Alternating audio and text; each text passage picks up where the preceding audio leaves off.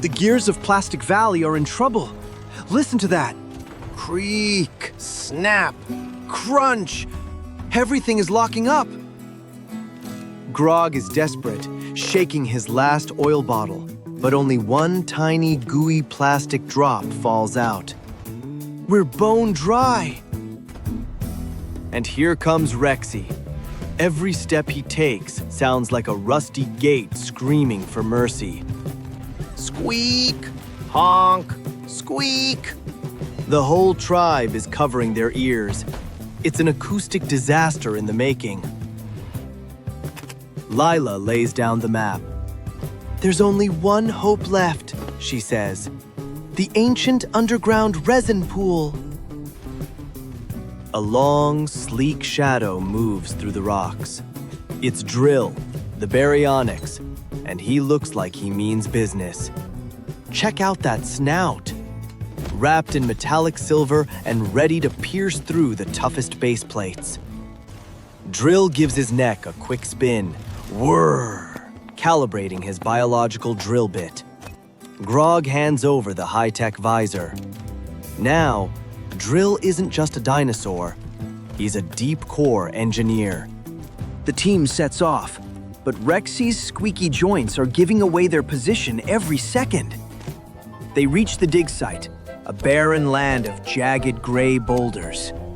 Drill leans down, pressing his snout to the ground, listening for the heartbeat of the earth. Watch out! Drill is so focused, he accidentally drills Grog's foot, sending Grog hopping right into Rexy's neck.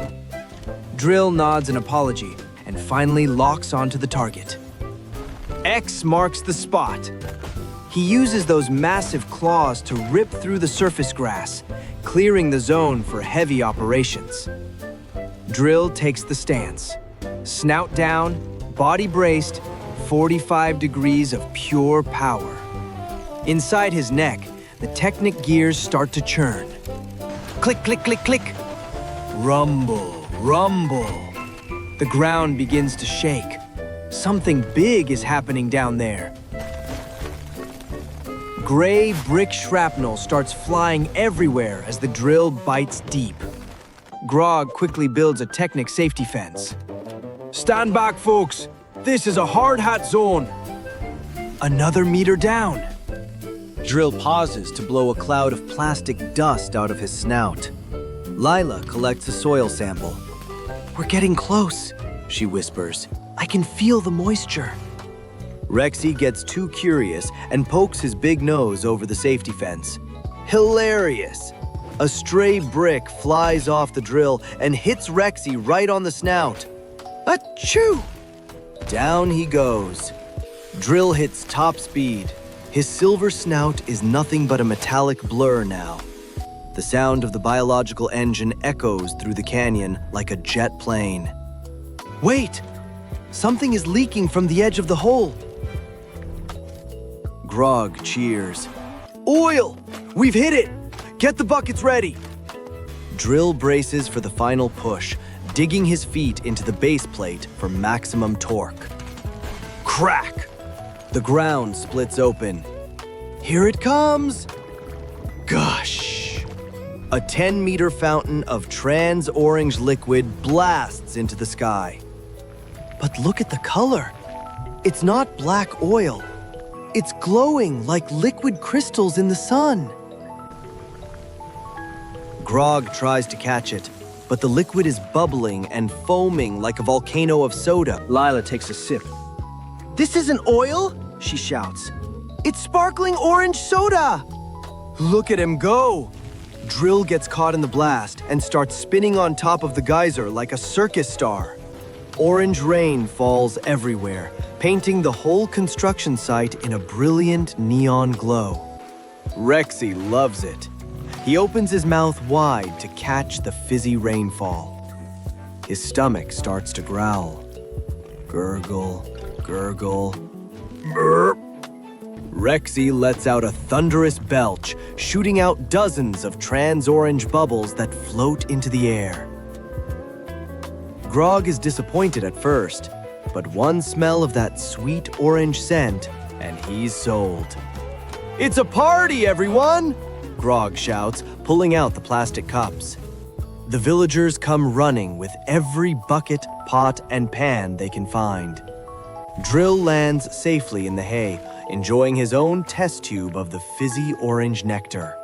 Lila quickly builds a pipe system to funnel the soda into a giant wooden barrel. Pop, fizz, clink. The sound of plastic bubbles filling the air is pure magic. Grog adds a little plastic orange slice to his cup. Now that's a 5-star drink. Rexy and Drill start a belching bubble contest. Who can make the biggest one? The sky is filled with glowing orange bubbles shimmering in the afternoon light. The micro-builders find a silver lining. They've filtered out a bit of real oil from the bottom of the pit. And wait, this orange soda is a miracle cleaner. It's eating through the rust. Grog pours a little soda on Rexy's stuck knee joint. Sizzle, fizz. The rust vanishes, leaving the red plastic shiny and new. Rexy lifts his leg. No more squeak. He's as smooth as a brand new set of bricks. He starts dancing, pulling off disco moves that were impossible just 10 minutes ago. Drill uses his sharp claws to pop open the caps of the soda bottles for everyone. Pop, pop, pop. It sounds like plastic fireworks. Lila writes it down. Orange soda. Good for the joints, better for the soul. A pterodactyl dives in for a drink and leaves a glowing orange trail across the blue sky. The drums start beating, and the construction site turns into a full-blown festival. Drill stands in the center, the greatest bartender the valley has ever seen. As the sun sets, the light shines through the orange fountain, creating a beam of pure liquid gold. The tribe sits around the drill site, enjoying the last sweet sips of the day. Rexy lies in the grass, his stomach still letting out happy little gurgles. Grog takes the real oil and fixes the village water system. Finally, total silence. The gears run perfectly now, smooth and silent through the night. Drill takes off his visor, his eyes shining with pride after a hard day's work. Lila presents him with a medal, a metallic gold drill bit to hang around his neck. Drill strikes a pose for the camera. He's the hero of the hour. The flycam pulls back, showing the orange soda flowing through the rocks like a river of honey. The whole valley is glowing in the warm orange and gold of the evening. One last laugh. Rexy tries to sleep, but lets out one final bubble and scares himself awake. Grog and Lila wave to the distant tribes who are already lining up for a taste of the soda. Drill's Orange Station is officially open for business. Little dinos are lining up to get a soda wash for their plastic scales. The elder brick takes a sip and nods. Energy doesn't just come from oil. It comes from a smile. Drill carves a sign into a nearby rock with his snout. Smooth and sweet, it says. And he's not wrong. Rexy carries a bucket of soda home, walking on tiptoes so he doesn't spill a drop. Grog checks the Technic gears one last time. Everything is shiny and new.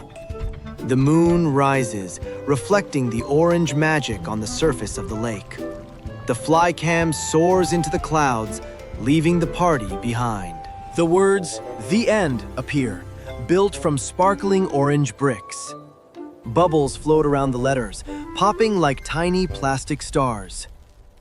Wait for it! Drill pokes his head in and licks the lens, turning everything into a blur of orange. One last Rexy burp echoes in the dark. Good night, builders.